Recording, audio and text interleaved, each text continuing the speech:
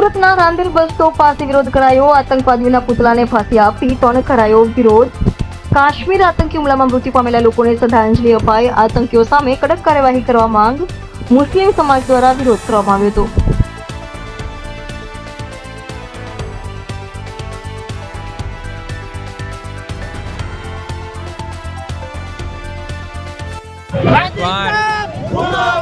पाकिस्तान मुर्दाबाद आतंकियों को फांसी दो फांसी दो फांसी दो आतंकियों फांसी दो फांसी दो पाकिस्तान मुर्दाबाद पाकिस्तान मुर्दाबाद आतंकवादी को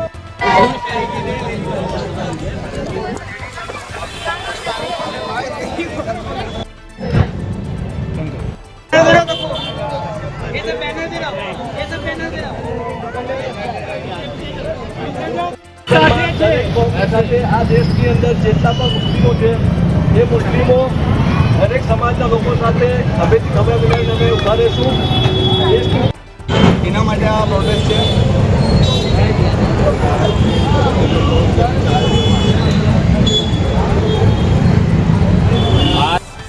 મહિલા છે એ લોકોનું કોઈ જાતનું ધર્મ નથી હોતું ભાઈ, બરાબર છે। અમે મુસ્લિમ કમ્યુનિટીઝથી આવીએ છીએ, રાંદેરમાંથી, બરાબર, અમુક સોસાયટીમાંથી પણ આવીએ છીએ।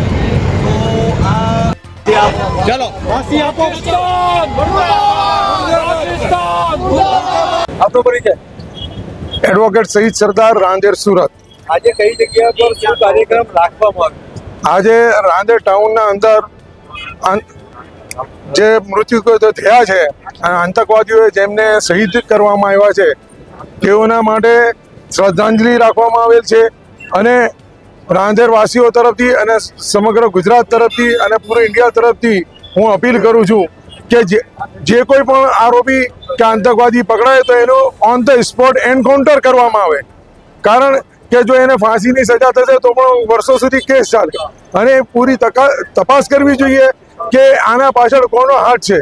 જે કોઈ પણ વિદેશી તાકાત હોય કે ઇન્ટરનલ તાકાત હોય એ તમામના ઉપર પૂરેપૂરો આરોપ મૂકીને ને એ લોકોના ઉપર પૂરો ગુનો પુરવાર કરીને એ લોકોને ફાંસીની સજા આપવી જોઈએ। દેશને શું સંદેશ આપવામાં આવે? દેશને સંદેશ આપવામાં આવે છે કે તમામ ભારતીયો મરેલી જનારના માટે અપીલ કરે છે અને તમામ એક સાથે છે। ભારત દેશ, જય હિન્દ, જય ભારત। આપનો પરિચય? મારું નામ શેખ મોહમ્મદ સોહેલ છે, રાંદેરનો રહેવાસી છું।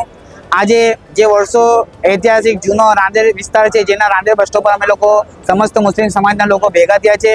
કાશ્મીરના જે વિસ્તારની અંદર આતંકીઓ દ્વારા ભારતના જે નિર્દોષ નાગરિકોને અપમૃત્યુ મારવામાં આવ્યા છે એની શ્રદ્ધાંજલિનો કાર્યક્રમ રાખવામાં આવે છે અને આતંકીઓના પુતળાને અમે લોકો ફાંસીએ લટકાવ્યું છે।